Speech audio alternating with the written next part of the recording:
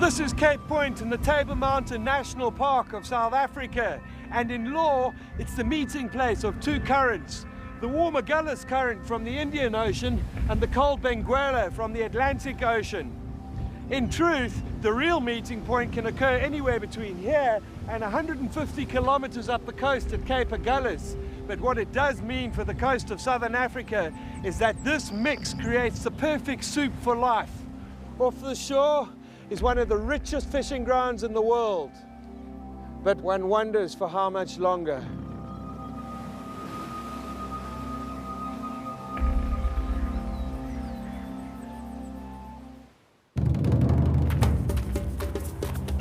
Human evolution.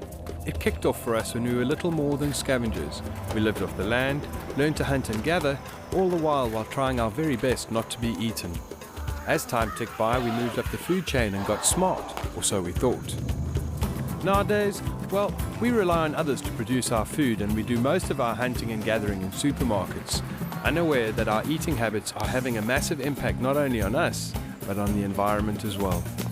My name is Justin Bonello, and this is my journey to find out where the food I eat actually comes from.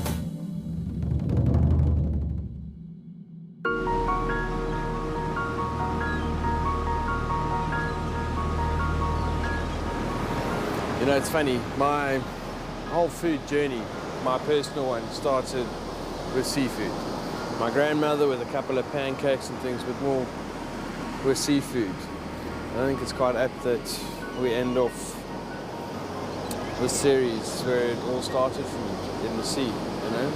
And tomorrow we're going out to sea with that crazy guy to catch tuna, yellowfin tuna. But this time you're going to see the other side of the coin. This isn't a man and a 3-meter-odd boat going out to sea. This is man and technology going out to catch a fish. And Gareth and I are just recreational. But with just the addition of a big boat, the ability to access 15, 20 nautical miles offshore, we already turn into lethal hunters. Now, in your mind, I just want you to imagine what a fishing vessel can do. It's 100 tons equipped with all the latest toys, whistles and gadgets dedicated to catching fish. I'm not talking about your boat, I'm talking about like those big boats, you know, the ones that we will see. Hope you're ready. I want you to be fresh in the morning.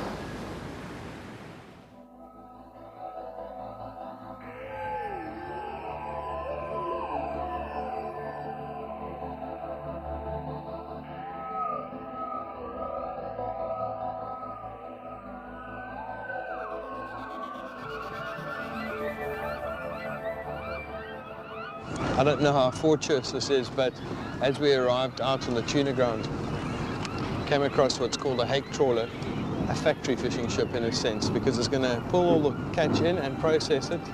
And this is not one person fighting against a fish. This is technology fighting against the fish. This is not the old man in the sea. This is civilization, humans, trying to maximize the way that they can haul up fish. Oh, and the seals are having a field day, eh?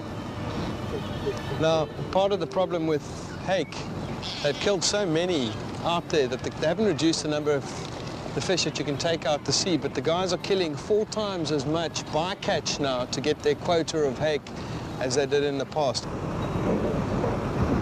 Gone into the belly of the factory. Flip, man. What you've just seen is the problem. Let's go show you what it should be like, one-on-one.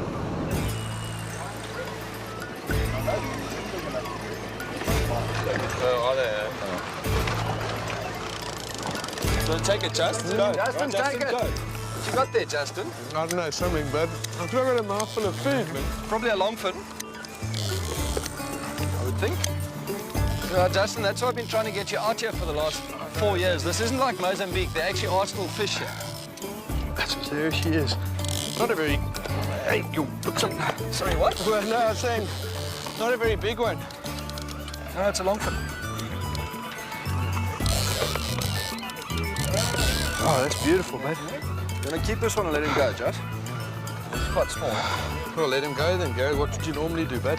Oh, let's put a tag in it. Just hold him there for me. Okay. 73 centimeters. He's got to tag him. Goodbye, buddy. That's called good karma. That's a one-on-one battle. That's what fishing should really be about for you. One person versus one fish. Not a big net versus everything you can scrape off the bottom, or a 25-kilometer line with millions of hooks on it that indiscriminately takes everything from birds, turtles, seals, you name it.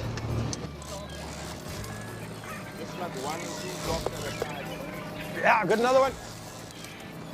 It's about the same size, I think. That one can go in the pan.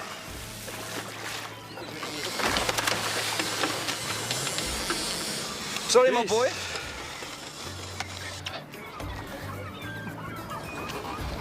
Be having him later. Thanks, buddy. Little one's back. Take the ones you want to eat. Are we chumming? Okay. So we carry on doing what's working. On! Run, run, run!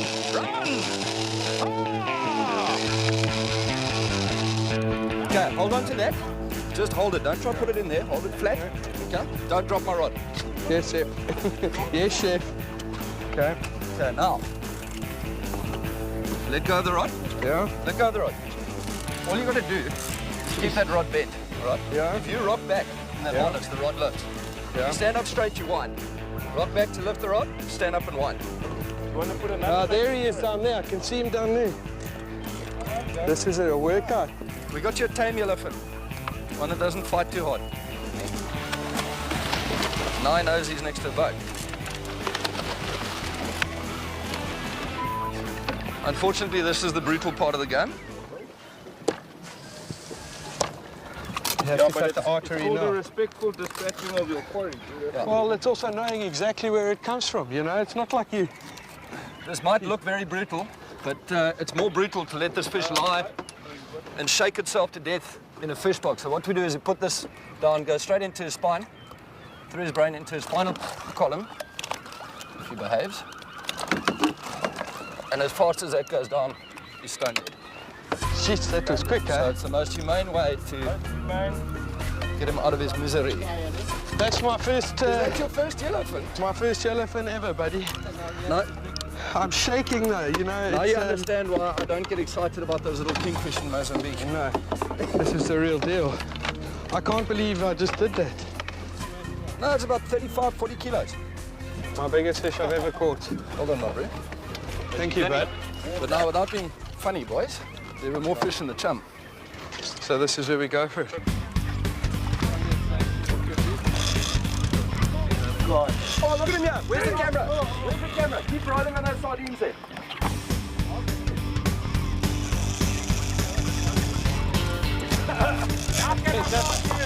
No, come pull this fish. Come pull this fish. Calvin, come on, buddy, your turn. There's a second fish, mate. I know. I want to shoot that second fish. No. Grant, you don't want to hook that on the plug. That's a 90-kilo fish. That's a 90-kilo fish. While he's struggling with that, I'm going to rip my kit off and go shoot one. This is real hunting, you know. This is one-on-one. Buddy, he's tuning you out. You wanted it. Oh, this is a big one too. Another gap. Where? In the cheek, yeah.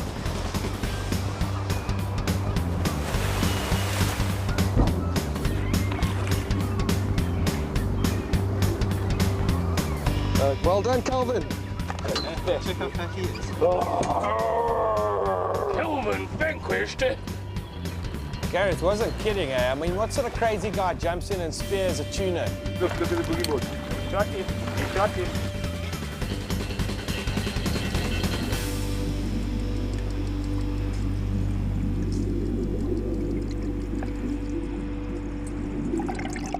Woo!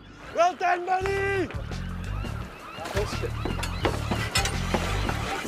Victorious. 3 years I've been waiting to do that. I'll go over to you, buddy. That's not a worthy quarry, bro. Look at it. This is heavy, eh? Okay. Up to there. Okay, up we come. Okay, hold him like that and I'll steady him, straighten him. Okay, now we just need to not let him slide off. That's almost as big as I am.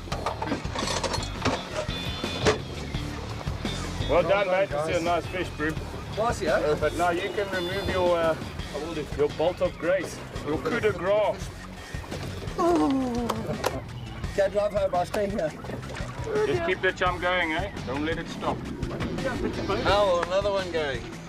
I've got a funny feeling this one's going to give a bit more gas. There I can see him, I can see him. I can see some back pain. I can see it. Check, the telltale. Eh? I want to see the sweat dripping down the back, buddy. Well done. You did say you'd get me into a yellowfin, and We need another one. thank you very much.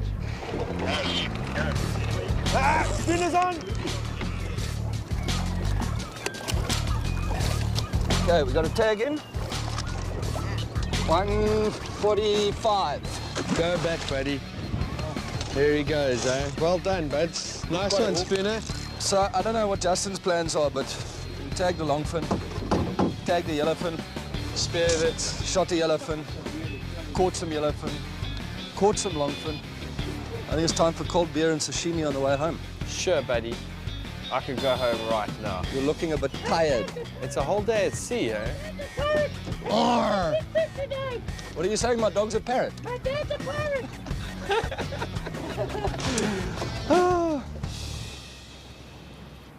Obviously, Justin wants to have a bit of sashimi. Just so you know why I'm doing this. The fact of the matter is fish can be too fresh. So if we don't get a piece of this on ice, get the muscles to relax, it'll be like eating rubber bands. Obviously, you've got the muscle contours, but all those white streaks running down like that is fat. And you can feel it on your hands. Justin, feel it.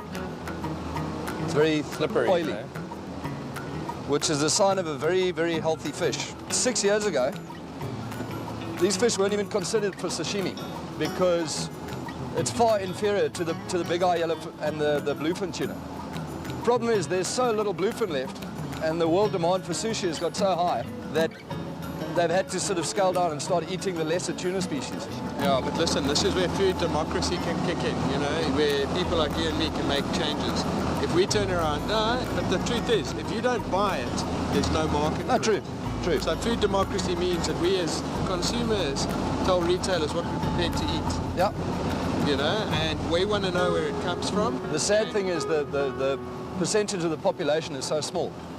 I mean, if you take the world tuna catch of yellowfin, which has gone from 600,000 tons in 2002 to 6 million tons last year. So it's a 10-fold increase in 9 years.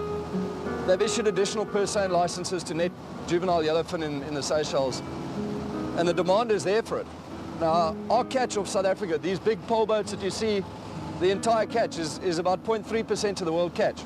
So if all the recreational anglers here had to release every single yellowfin they caught, the impact on the entire worldwide resource would be about 0.05%. So as much as we want to do what we did this morning and tag fish and release them, the sad truth is unless the big players who are going out and netting 20, 30 tons of fish at a time stop doing what they're doing, what we do here is going to have no effect. It's going to be tickets. Yeah. Anyway, we got our little piece. Sure, bud. There's a part of you that looks at all the blood on the deck and goes, well, that's real, you know? You're somewhat sanitized when you walk into a supermarket and buy a piece of fish or meat and you don't get any of that, you know? So you've got no association with what you're eating. You don't actually care. As far as you're concerned, none of this happens until you come out here and do it for yourself.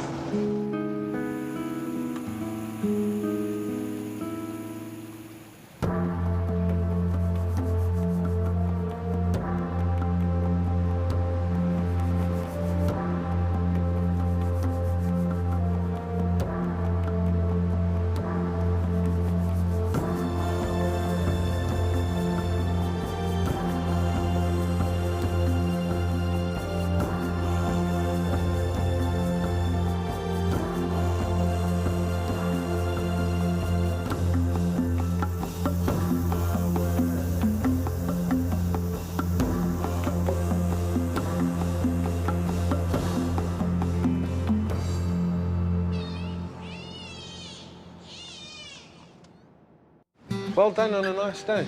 Everyone caught fish. We're going to eat fish. It was a good day.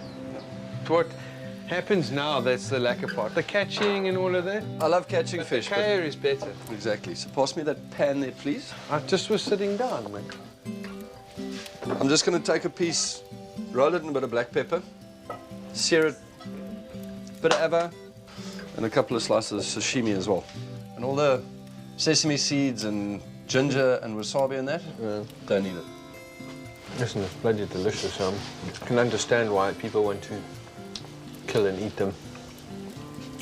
You notice it tastes better knowing that you caught it yourself. And even better when you cook it yourself. You know what I really like about food, Gareth? Is that everyone can teach you something. There are no set rules. No, like from like a 7-year-old granny to like a 16-year-old kid. Yeah. And go, hang on, this is my way, and it can taste good. One of the biggest secrets with this is to have a sharp knife that it doesn't tear it apart. 90% of it is still sashimi, but the flavor is totally different. Sure, bud. East Coast finger food brew. Check it there. Big difference to like just a mussel, eh? You know, as much as today was like adrenaline filled and fighting one-on-one with the fish, it was also a complete eye-opener. I mean, slotting in the top of the head like that, sticking a metal spike down its spine and killing the tuna instantly, and then bleeding it and all that blood, and then, you know, you bring it back and you eat it. You make sashimi from it. Tastes good. But somewhere there's this like ethical, moral dilemma going on in my head about how much blood there was. Didn't think I'd ever think of a fish that way.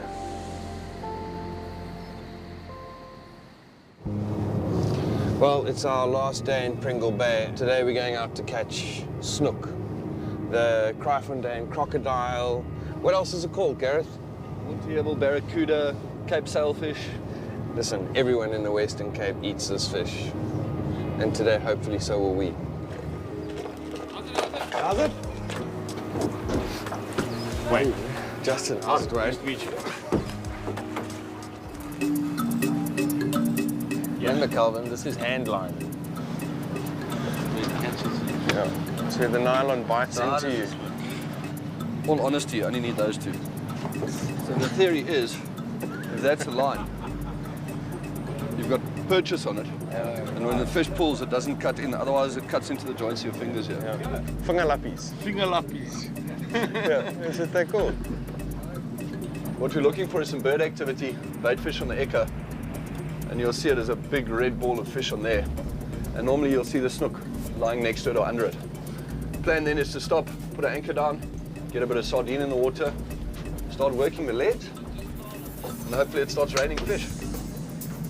Just off the bottom. One. Mapunza's got one. Let's drop an anchor one. Right, Mapunza's just hooked the first snook of the morning. A little warm-up crocodile. Justin, just so you know, Yeah, under the arm, yeah, get a good grip, yeah. break his neck. No hand in his mouth. No hand in his mouth. And if you look there, Yeah. those babies are why you don't stick your hand near his mouth. Right, back to work. Okay, back under us. Listen, I'm very nervous, Gareth. Eh? That What? fish looked like it had big teeth and things like that. Man. You Yeah. asked why don't... Yeah, I got the line in my hand and everything like that. I'm having a second thought about throwing a line out.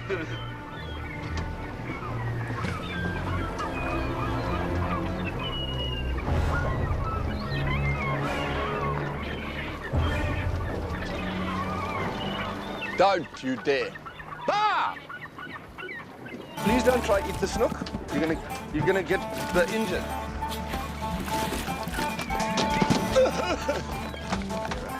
I want to catch this. Boy. Don't put your hand in his mouth, bro. Etienne's going into machine mode. I'm just praying I don't catch one. Just Justin's too poop scared to hook one.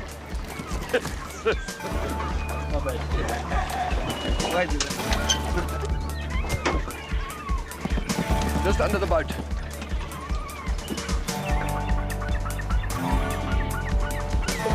am I going again? Up you go. You've got him the wrong way around. You've got to break his head towards you. Calvin, is this what they mean by brooksnook?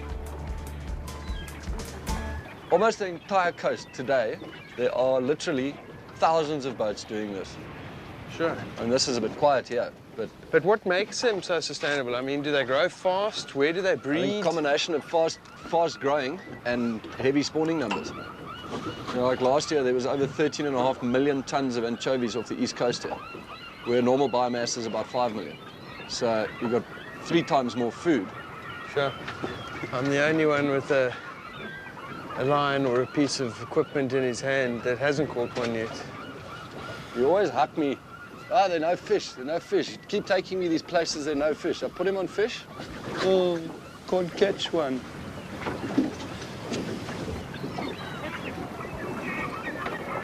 Daggers, bro. I see, I Daggers. can feel them. Daggers. I can feel them.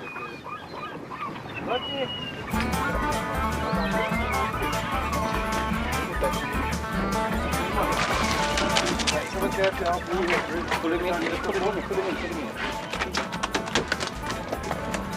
Don't drop it on the floor because it'll bite you. See what you're saying? It's bloody vicious, eh? I feel like I've done my part today. Thank you. Thank you. Got a cracking. Oh, I should do it, eh? Under which arm now? That arm. Yeah. Left thumb in his arm. Yeah. And then crack him like that. It's quick. Is that it? Well done, Ruth. Well, it's my first one, eh?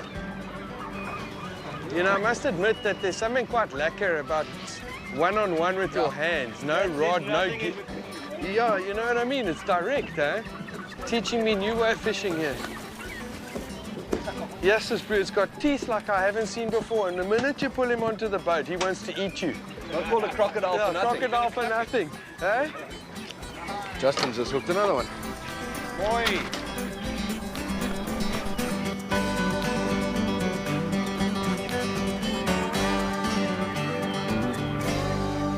That was a good fishing day for me, that. I don't know, if you guys are talking like pulling 1,000 of these a day, you must cry. A good day is like 100 to 200 a man. So we're going back to shore, have a little cook up in Pringle Bay. Thank you for another good day. Told you we'd get fish. And thank you, bud. Cheers, brother. That was excellent. Real professionals with this time. Cheers, buddy. Thanks again, my bro. Wayne. Thanks, bud. Cheers, bro. It's funny, a little over 10 weeks ago, my journey to find out where good food comes from started just over these mountains in Grabo. And 10 weeks later, here I sit on the beach in Pringle Bay. And you know, it's funny. In many respects, I thought I knew where my food came from. You know? But the minute I got out, even out on the ocean to catching my own fish, there was a big realization that I knew nothing. Really, I knew nothing. Here I am, a foodie. Because if I don't know where food comes from, chances are that you don't know. You can't live life without knowing where our food comes from, without knowing the ethics and the morals behind the fuel that we put into our engines to drive them every single day. And I think inherently I realized through this journey that there is something terribly wrong with the way we live our lives.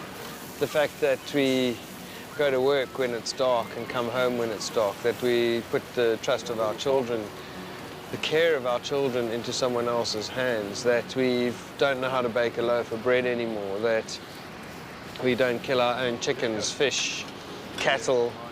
I don't want to give that away to someone else anymore.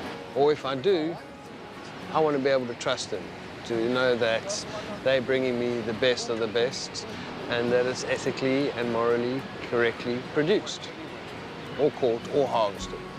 Otherwise, I'm just contributing to a much bigger problem. And I think if anything I've learned out of this journey is that the closer I am to the source, the more I know who's producing my food, the more I am involved with where it comes from, the greater impact I can have on saving all of that.